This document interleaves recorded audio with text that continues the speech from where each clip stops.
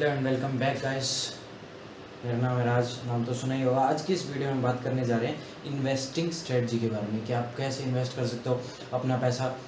उसके बारे में एक पूरी सीरीज़ होगी जो कि 3 से 4 वीडियोस होगी। और प्लस में ब्रो ऐसा है ना कि जैसे कि मैं बहुत बड़ा कोई इन्वेस्टर नहीं हूँ, मैं बहुत बड़ा इन्वेस्टमेंट वाला बंदा नहीं हूँ, बट मैं पिछले 3-4 साल से अच्छा खासा इन्वेस्ट कर रहा हूँ। तो मे भी मुझे ऐसा लगता है कि कुछ जो नॉलेज मेरे पास है मैं तुम्हें दे सकता हूँ ऐसे लोगों को जिनको बिल्कुल ही नहीं पता या फिर जिनको थोड़ा बहुत पता है बट उनको पता नहीं है वो कैसे इन्वेस्ट कर सकते हैं। तो आज की इस वीडियो में मेनली हम बात करेंगे कि आप किस तरह के इन्वेस्टर हो, उस हिसाब से आपको अपना कितना पोर्टफोलियो कहाँ कहाँ इन्वेस्ट करना चाहिए और क्या कुछ ऑप्शंस है इन्वेस्ट करने के अच्छे। ठीक है, तो ज़्यादा टाइम वेस्ट ना करते हुए इन्वेस्टमेंट की बिगिनर की ये वीडियो शुरू करते हैं। तो सबसे पहले मिस्टेक जो एक बिगिनर करता है या फिर कोई भी आजकल ज़्यादातर लोग करते हैं कि उनके पास 2 इन्वेस्टमेंट स्ट्रेटजी है उनकी, जो उनके हिसाब से बहुत ज़्यादा पैसा दे सकती है जो उनको उसमें से सबसे पहली होती है बैंक में रखना कि बैंक में है, सेफ है, 3-4% का इंटरेस्ट आ रहा है, ठीक है, क्या दिक्कत है। ठीक है, उसके अलावा दूसरा क्या है उनके पास, एफडी मतलब ये 10 साल में 11 साल में पैसा दुगना। ठीक है, बट मेरी एक बात सुनो, जब आज से अगर आप आज 1000 रुपये लगाते हो है ना, वो पैसा आपका दुगना हो जाएगा 10 से 12 साल में अंदाजन। ठीक है, बट आपको क्या पता है कि 10 साल बाद वो 1000 रुपये की वैल्यू कितनी है, वो 2000 रुपये आपके 1000 रुपये की वैल्यू के ही बराबर होंगे। क्योंकि इसके पीछे कारण है इन्फ्लेशन का, मतलब महंगाई का। महंगाई जिस हिसाब से बढ़ रही है उस हिसाब से आपका पैसा भी बढ़ना चाहिए। अगर उस हिसाब से पैसा नहीं बढ़ रहा है तो कोई फ़ायदा ही नहीं है। जैसे अब आप अगर मान लो अपना पैसा जितना भी पैसा है बैंक में रखते हो, तो बैंक में क्या होता है, तुम्हें 3% का इंटरेस्ट मिलता है। महंगाई 6% की दर से बढ़ती है, 4 से 6% की दर से, हम ज़्यादा मानते हैं 6%। ठीक है, आपने अगर 100 रुपये का एग्जाम्पल लें, 100 रुपये इन्वेस्ट किए तो वो 1 साल बाद आपके 97 ही रुपये रह जाएंगे, क्योंकि 3% का आपको इंटरेस्ट मिल रहा है और 6% की दर से महंगाई बढ़ रही है, तो आपके 100 रुपये 97 रह गए। वो बढ़े नहीं, एक्चुअल में वो कम हुए हैं। आपको लग रहा है कि आपका अमाउंट बढ़ गया है, बट एक्चुअल में वो रुपये कम हुए हैं। ठीक है, अगर आपने किसी एफडी में करवा दिया, पहली बात तो हर एफडी देती नहीं 6%, बट स्टिल दे रही है कोई 6%, तो 6% की दर से महंगाई बढ़ रही है, 6% की दर से आपका पैसा बढ़ रहा है, तो 1000 रुपये 10 साल बाद भी 1000 ही रुपये रहेंगे, भले ही दिखने को वो 2000 हो जाए, है ना। तो ये जो 2 ऑप्शंस है ना, ये सबसे बेकार है इन्वेस्टमेंट के लिए, क्योंकि आपका पैसा बढ़ नहीं रहा है। तो इसको आप कैसे अपने हिसाब से मतलब मॉडिफाई कर सकते हो कि आपका जो गेन्स हैं वो आपके एटलीस्ट, यार देखो कोई भी इंसान है चाहे वो कम से कम इन्वेस्ट करना चाहता है तो उसको कम से कम 10% की दर से अपना पैसा बढ़ाना चाहिए हर साल, तब जाके उसका पैसा कहीं बढ़ेगा। क्यों 10% की दर से बढ़ाएगा तो 6% तो महंगाई वैसे ही लेगी। 4% बढ़ रहा है तुम्हारा पैसा, सिर्फ 4%, अगर 10% भी बढ़ रहा है तो इसका मतलब 4% की दर से तुम्हारा पैसा बढ़ा है। और अगर तुम 4% भी अपने पैसे को इन्वेस्ट करके नहीं बढ़ा सकते तो उसका कोई मतलब नहीं होगा। अब मैं बात करता हूँ कि कैसे तुम इन्वेस्टमेंट कर सकते हो, कैसे अपना पैसा बढ़ा सकते हो। तो सबसे पहली बात, जो इन्वेस्टमेंट के टाइप्स क्या हैं, सबसे पहले तो 3 तरह के इन्वेस्टर होते हैं। एक जो कि बिल्कुल रिस्क नहीं लेना चाहता या ले सकता है क्योंकि उसके पास एक फैमिली है, या फिर वो बहुत ज़्यादा अमीर नहीं है, उसके पास फालतू पैसा नहीं है, वो बस इतना चाहता है उसके पैसे हैं वो महंगाई के साथ साथ कम ना हो, बस थोड़ा बहुत रिटर्न मिल जाए तो अच्छा है। तो पहले हम उन्हीं के बारे में बात करेंगे कि जो ऐसा इन्वेस्टर जो रिस्क कम लेना चाहता है। पहली बात तो आपको खुद को डिसाइड करना पड़ेगा आप कहाँ पे स्टैंड करते हो, आप किस तरह के इन्वेस्टर बन सकते हो। कभी भी अपने पैसे को सट्टे की तरह यूज़ नहीं करना चाहिए। ठीक है, अभी मैं इसके अगली वीडियो जो होगी वो इन्वेस्टमेंट के तरीके के ऊपर बनाऊंगा। तो सबसे पहले बात जैसे हम कर रहे थे, ऐसे बंदे की जो रिस्क नहीं लेना चाहता पर उसको रिवॉर्ड भी कम मिलेंगे, ऑब्वियस सी बात है। तो जो ऐसा बंदा है वो ज़्यादा से ज़्यादा रिटर्न उम्मीद कर सकता है 10 से लेके 12% या फिर ज़्यादा 14%। ठीक है, तो इसमें क्या है कि आप कहाँ कहाँ इन्वेस्ट करना चाहिए। सबसे पहला, आपका पैसा 20% जो है वो आपके बैंक में ही रहने दो, क्योंकि उस पर 3% का ब्याज आएगा। बट स्टिल वो इसलिए मैं कह रहा हूँ रहने दो क्योंकि आपको मे बी कोई इमरजेंसी में उसकी ज़रूरत पड़ सकती है, तो कुछ पैसा आपका बैंक में रहना चाहिए। ऐसा नहीं है कि बिल्कुल ही तुम गायब भी कर दो, बैंक खाली कर दो। कुछ पैसा थोड़ा सा बैंक में रखो इमरजेंसी के लिए, छोटे मोटे कामों के लिए, घर के राशन के लिए और वही छोटे मोटे कामों के लिए, है ना। अगर आपके पास क्रेडिट कार्ड है तो शायद आपको इसकी भी ज़रूरत नहीं है, बट क्रेडिट कार्ड का कैसे यूज़ करना है वो हम आपको बाद में बताएंगे। बट अभी के लिए कि आपका कुछ पैसा 20% पैसा जो है वो बैंक में रहना चाहिए। उसके बाद बचा आपका 20%, मतलब हम लेके चलते हैं कि आपकी इन्वेस्टमेंट सिर्फ नहीं 1 लाख की है, जो कि अच्छा खासा अमाउंट है। 1 लाख की इन्वेस्टमेंट आप करते हो तो उसमें 20% मतलब 20,000 रुपये आपका बैंक में पड़ा है, अच्छा खासा सेफ, आपको कभी ज़रूरत पड़ती है आप उसको यूज़ कर सकते हो। उसके अलावा जो 20% है वो आप एक एफडी में डाल सकते हो, जिसके मैं खिलाफ हूँ, मेरे को एफडी पसंद नहीं है, बट स्टिल आप एफडी में डाल सकते हो। वहाँ पे आपको गारंटेड 5 से 6% का रिटर्न मिलेगा, प्लस में आपके पैसे वो सेफ रहते हैं, बहुत ही कम रिस्क होता है एफडी। अब उसके अलावा आपके पास क्या ऑप्शन रह गए, अब आपके पास बचे हैं 60,000, उसको आपको इन्वेस्ट करना है, ठीक है। तो वो इन्वेस्ट करने के लिए आप उसमें से जो 20% जो आपका पैसा है वो आप डाल सकते हो गोल्ड में या रियल एस्टेट में। गोल्ड आपको 8 से 10% का रिटर्न देता है, पिछले 10 सालों में एवरेज रिटर्न गोल्ड का है 10% या 9 से 10%। तो आप उम्मीद करके चलो कि 8% तो देगा ही आपको, ठीक है। तो आप उस जो अपना 20% पैसा है वो आप गोल्ड में डाल सकते हो, 20,000 रुपये गोल्ड में, वो आपके सेफ भी रहेंगे। गोल्ड का प्राइस बहुत ज़्यादा वॉलेटाइल भी नहीं है कि एकदम से गिर जाएगा, और गोल्ड आपको पता है बहुत टाइम से चलता आ रहा है, आगे भी चलता रहेगा और आपका पैसा सेफ रहेगा। हम पहले से ही गोल्ड में इन्वेस्ट करते हैं, बट गोल्ड में भी ना अब गलती क्या कर देते हैं लोग, गोल्ड में कहाँ इन्वेस्ट करते हैं, गोल्ड में हम सोचते हैं कि हम अपनी बीवी को कुछ अंगूठी वगैरह पहना देंगे, ठीक है, वो भी कुछ हमारे पैसा बच गया। बट नहीं, अगर आपको गोल्ड में इन्वेस्ट करना है तो या तो आपके पास गोल्ड का सिक्का होना चाहिए, क्योंकि उस पर पहली बात तो टैक्स कम लगता है, बहुत कम लगता है, और दूसरी बात उसकी वैल्यू होती है, जो आप लाते हो गहने गुने उसकी वैल्यू गिरती है, और उस पर मेकिंग चार्जेस लगते हैं, टैक्सेस लगते हैं, जो कि आपके पैसे को खराब ही कर रहे हैं। तो अगर आपको गोल्ड में इन्वेस्ट करना है तो या तो सिक्के पे करो या डिजिटल गोल्ड पे करो। फिर आप एक सोवेरियन गोल्ड बॉन्ड है, जो कि आपको जितने का भी आपने लिया है वो बॉन्ड, मतलब आपने मान लो 50,000 का लिया है, तो उसके बाद अगर आपका गोल्ड का प्राइस बढ़ता है तो पहली बात तो आपको गोल्ड का प्राइस मिलेगा बढ़ा हुआ, प्लस में आपको जो 2.5% जो इंटरेस्ट मिलता है उस पर अलग से, ठीक है। मतलब आपका आराम से यहाँ पे 8 से 10%, 8% तो गोल्ड देगा ही देगा, उसके ऊपर 2% का आपको ब्याज मिल जाएगा, 10% का आप इजीली कमा सकते हो सोवेरियन गोल्ड बॉन्ड में डाल के। बट उसमें कुछ वो होती है कि आप 4 साल 5 साल जो भी जितना भी एक टाइम दिया जाता है आपको, कि उससे पहले आप पैसा नहीं निकलवा सकते।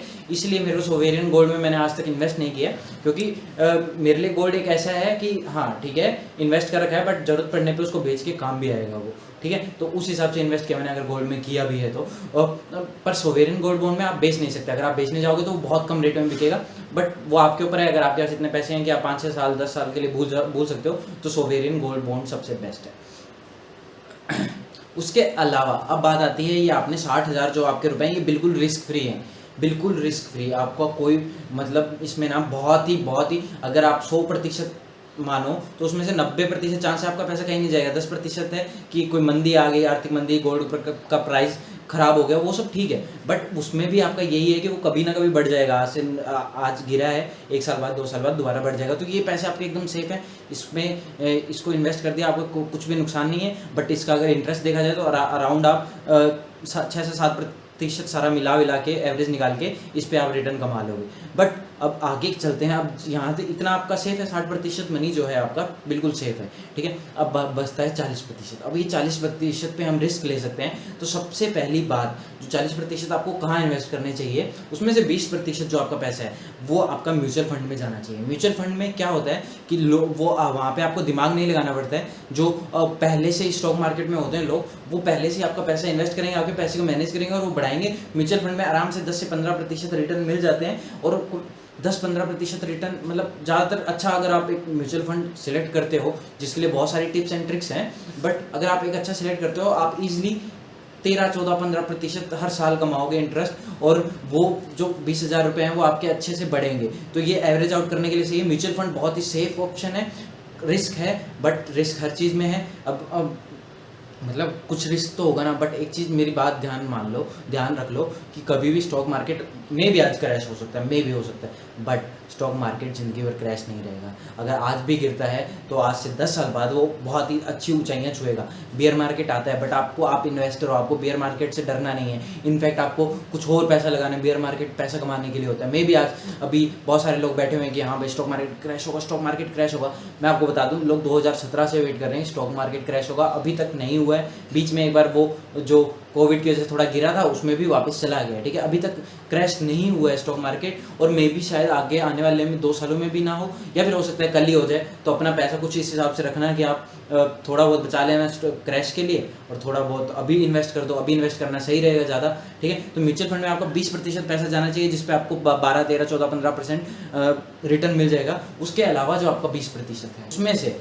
15% आप स्टॉक्स में डाल सकते हो। स्टॉक्स कैसे? ब्लू चिप स्टॉक्स, जैसे रिलायंस, जो कंपनियां बहुत पहले से अच्छे रिटर्न दे रही है, बड़ी कंपनियां हैं, क्योंकि वो आपको बहुत तगड़ा रिटर्न नहीं दे पाएगी बट आपका पैसा इन्फ्लेशन से बचा देगी। वो भी आपको 10 से 15% का जो है आपको रिटर्न दे देगी और आपके पैसे सेफ रहेंगे। ब्लू चिप स्टॉक बहुत सारे हैं, आप कोई भी वीडियो सर्च करो आपको मिल जाएगी। अगर आप नहीं सर्च करना चाहते हैं तो कुछ टाइम बाद मैं धीरे धीरे इसके ऊपर भी वीडियो बना दूंगा। अब बचा आपका 5% जो पैसा है। 5% पैसा मैं चाहता हूँ आप मेरे लिए कि आप स्टॉक मार्केट में लगा दिया, हर जगह लगा दिया, बट आप क्रिप्टो में भी एटलीस्ट 5%, मतलब 1 लाख रुपए में से 5,000 रुपये निकाल के एटलीस्ट क्रिप्टो में डालो। क्रिप्टो में, बिटकॉइन में, इथेरियम में आप ज़्यादा रिस्क नहीं लेना चाहते तो बिटकॉइन में डाल दो सारा, या फिर थोड़ा इथेरियम ज़्यादा रिटर्न दे सकता है तो इथेरियम में भी डाल सकते हो।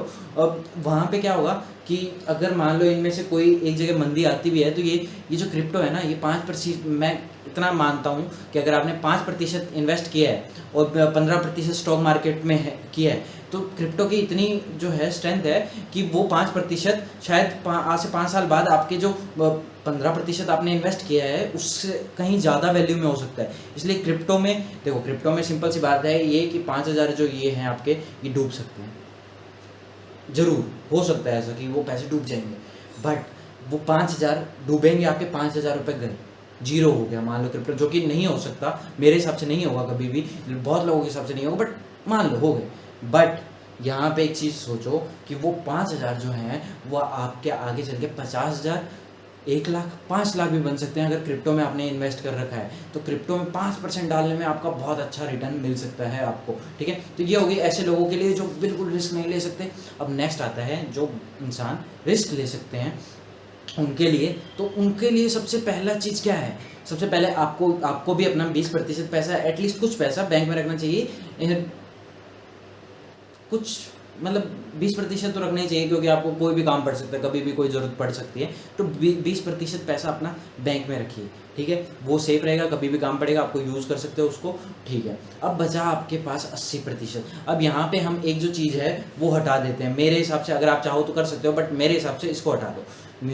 ये जो आपके होते हैं एफडी, ये किसी काम की नहीं है, क्योंकि इसको तोड़वाने में चार्जेस भी लगते हैं। अच्छा 5% का रिटर्न आता है, 6% का रिटर्न आता है। अब आप अगर आप मीडियम वो ले रहे हो तो मे बी आपकी एज कम है तो आपको उतना अच्छा रिटर्न भी नहीं मिलेगा। मीडियम रिस्क ले रहे हो तो, ठीक है, तो उतना अच्छा रिटर्न नहीं मिलेगा। और प्लस में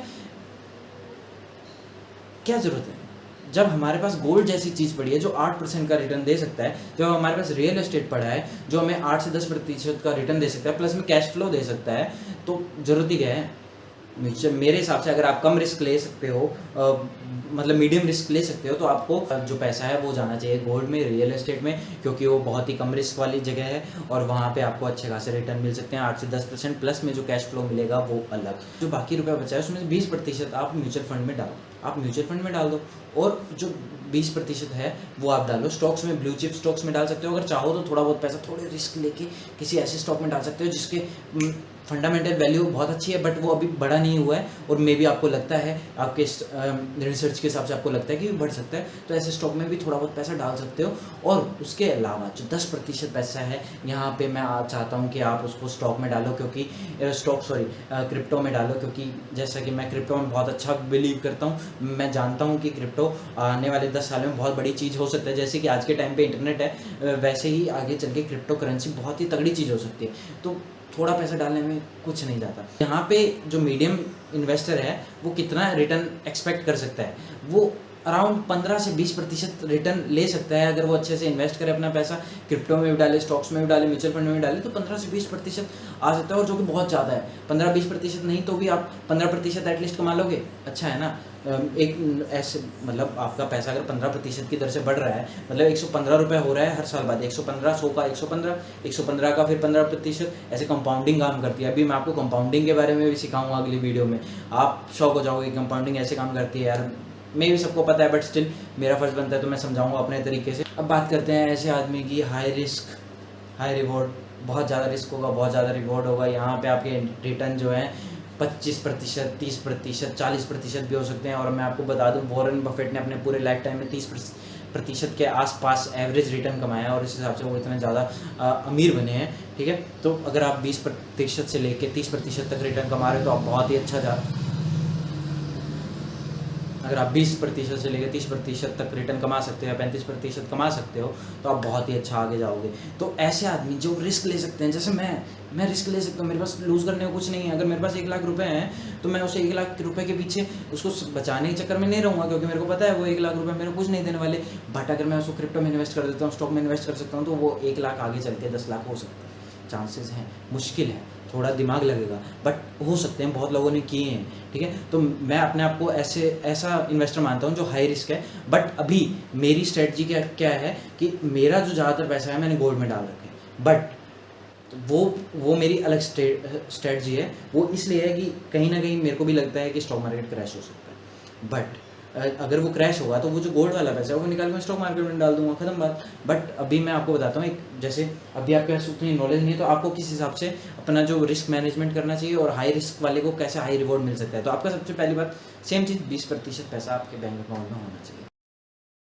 अब 20% जो पैसे गोल्ड में डाल दो, गोल्ड अच्छा खासा रिटर्न देता है, 8-10% देगा, उसमें डाल दो, भूल जाओ। 8-10% रिटर्न बहुत होते हैं। ठीक है, ये दो हो गई, मतलब आपका जो पैसा है 40% वो हो गया सेव। ये फिर भी आपका बचा हुआ है, 40% पे आपको रिस्क है ही नहीं।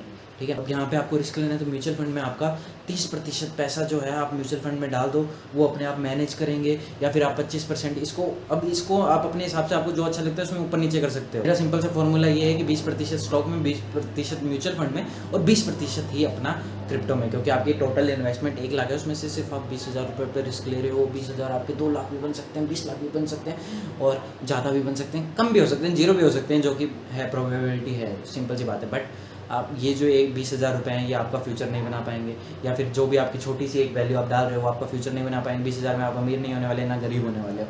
तो वो 20% जब वहाँ पे रिस्क टू रिवॉर्ड रेशो बहुत ज़्यादा है, 0 हो सकता है 20,000, बट 20,000 2 लाख 20 लाख भी हो सकता है ना। तो 20 एटलीस्ट अगर आप रिस्क ले सकते हो तो अपना 20% जो पैसा है वो क्रिप्टो में डालो। एटलीस्ट मैं तो यही करता हूँ, मैं अच्छा खासा पैसा क्रिप्टो में इन्वेस्ट करता हूँ। मैं स्टॉक से ज़्यादा पैसा क्रिप्टो में इन्वेस्ट करता हूँ, क्योंकि मेरे को वहाँ पे मैं तैयार हूँ रिस्क लेने के लिए, मैं पैसा लूज़ करने के लिए तैयार हूँ। मेरे को पता है कि अगर होगा जाएगा तो जाएगा। बट क्योंकि मैं तैयार क्यों हूँ, क्योंकि मेरे दिमाग में ये भी है कि अगर ये पैसा नहीं जाता है और आगे चले क्रिप्टो बहुत सक्सेसफुल हो जाता है तो ये पैसा जो है बहुत ज़्यादा बनने वाला है। इनफैक्ट अगर आप ढंग से अच्छा खासा पैसा डालो तो मे भी आप करोड़पति भी बन सकते हो ईजिली।